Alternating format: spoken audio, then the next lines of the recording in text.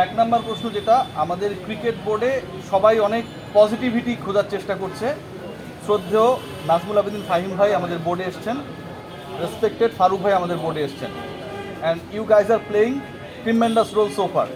But একটা জায়গায় আমার কাছে মনে হয় যে আপনারা আপনাদের ব্যক্তিগত হোক আর যেটাই হোক কথায় স্ট্রিক থাকতে পারেন না।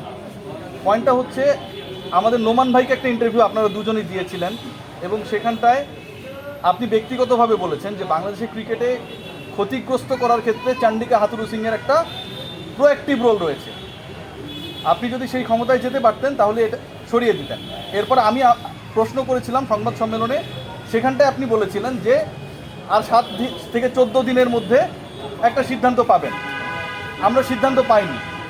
আমার প্রিয় ফাহিম ভাই তিনিও বলেছেন যে কেউ যদি ক্ষতি করে, ক্ষতিকর মানুষকে রাখার থেকে কেউ না থাকা ভালো, অনেকটা এরকম ছিল বক্তব্যটা।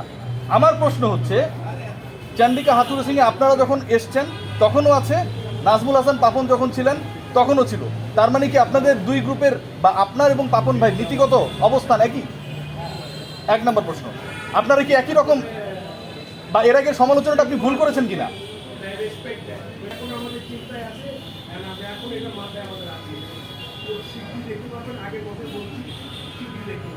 আরেকটা ব্যাপার ফারুক ভাই জানতে চাই, সেটা হচ্ছে আমরা গ্রাউন্ডস কমিটির চেয়ারম্যান এখানটা রয়েছে মাহবুব ভাই, পুরনো মানুষ।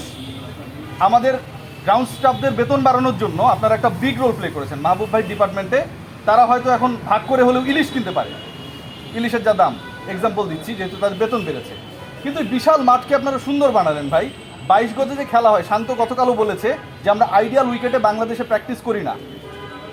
ওই জায়গাটায় যদি আপনারা ইমপ্রুভমেন্ট না করেন, গ্রাউন্ডসম্যানদের স্যালারি বাড়িয়ে এলন মাস্ক বানাইতে কোনো লাভ হবে না, আপনার 22 গজ তো ওইরকমই থাকবে। সো এখানটাও কি দুষ্টগরু থাকবে কিনা? গামিনিটি সিলভা।